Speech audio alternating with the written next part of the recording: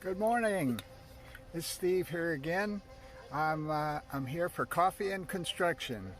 Today on our job site here in the North Encanto Historic District, we've got our masons working on closing in the fence. As you may have seen from a previous video, we took down the original freestanding garage, and there was the fence was open right to that, so that was all taken down, and now we have to rebuild the fence there, and we're preparing to put in a 12-foot rolling gate, so that will give us access to the backyard in case the homeowner wants to park an RV back here or something of that sort.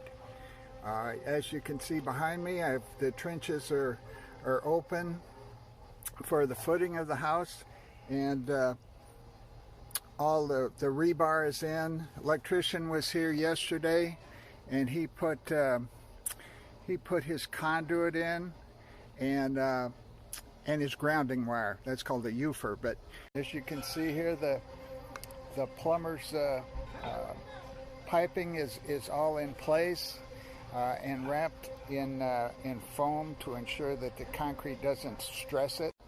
In a couple of hours, city inspector will be here and inspect all of this prior to us pouring the concrete at a later date.